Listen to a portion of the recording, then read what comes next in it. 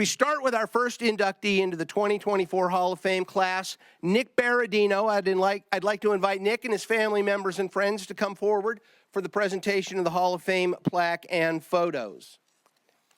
Whoa, whoa, whoa, whoa, whoa, whoa. And come around this way. Molly said that, but we were all chatting.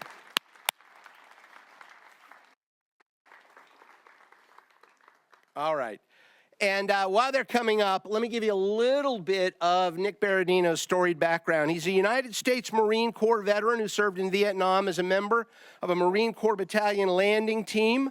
He participated in combat operations throughout his tour in Vietnam, including the Tet Offensive. Mr. Berardino joined the Orange County Employees Association in 1973 when the organization had approximately 2,000 members. By the time he retired in 2015, the membership had grown to more than 18,000, including the County of Orange and 25 of Orange County's 34 cities. While serving as general manager of OCEA, Mr. Berardino was responsible for negotiating more than 250 collective bargaining agreements for his constituency. There's much more.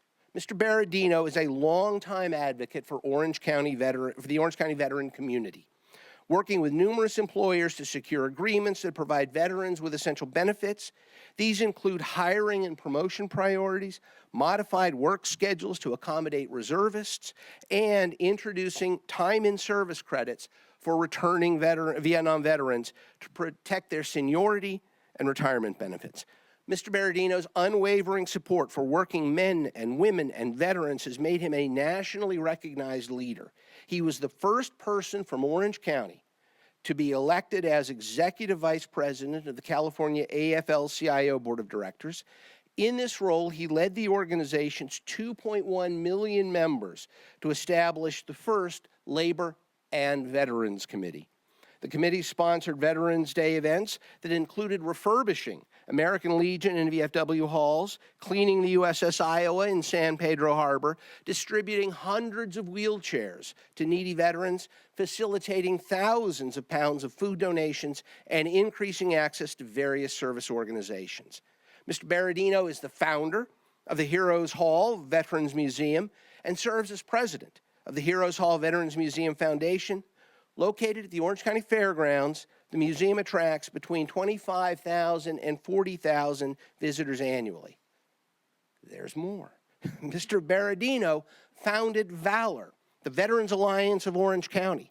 Prior to his involvement, the group consisted of local veterans focused on establishing a state veterans cemetery in Orange County, a project that had stalled due to political challenges and community disapproval.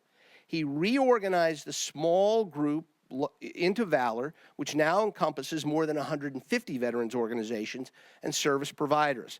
After being rebuffed at 2 potential sites, Mr. Berardino garnered support for the coalition's efforts, receiving bipartisan endorsement from the entire Orange County congressional delegation, the entire Orange County Board of Supervisors, the entire Orange County Cemetery District, and all but one cranky city council member across all 34 cities.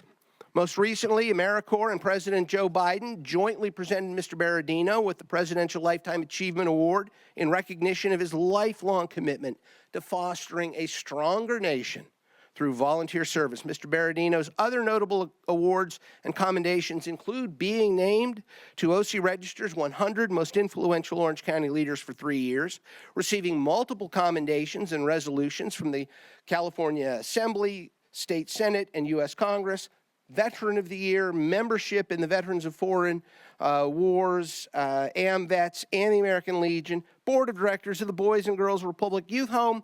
Mr. Berardino and his wonderful wife of 34 years, Kathleen, share 5 children and 5 grandchildren. Please join me in a round of applause and a recognition and a presentation to Nick Berardino.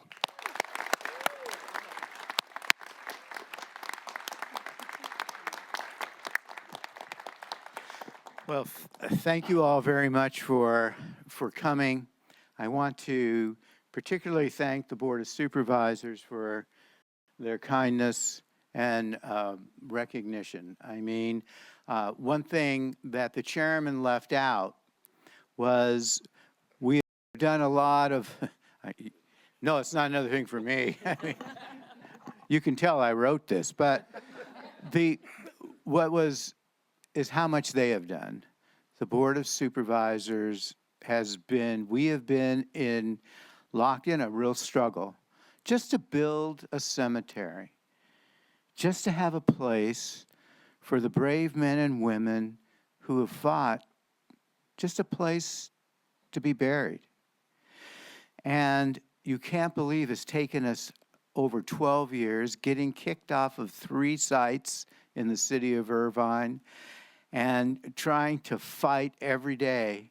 But this Board of Supervisors, they stood up.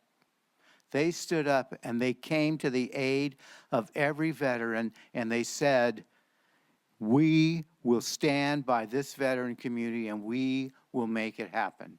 And the true heroes in terms of that cemetery project is this Board of Supervisors. We don't always agree. As he mentioned, for almost 40 years, I represented the union and built the union, and then went on to the California AFL-CIO and worked with and had 2.1 million. I sometimes would be in this office, in this chambers, arguing with them, like every week.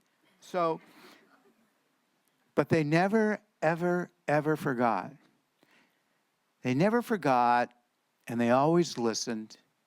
And one thing that I learned, and my greatest joy, was giving voice.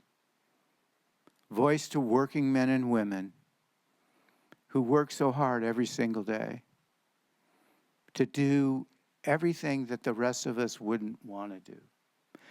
And voice to over 100,000 veterans, and so many of them who have sacrificed so much. And when we built the museum, it was this board that made the first contribution to build it. It was this board that made the first major contribution to build the cemetery. And because of that, it was this board that gave voice to veterans, those who, looking down upon us now and looking upon all of us and looking upon me, who say, just send one message, just one clear message. Freedom isn't free. And so today, I hope I'm celebrating not what I have done, but celebrating what all of us continue and must continue to do. Thank you all very much. God bless you all, and God bless America. Thank you.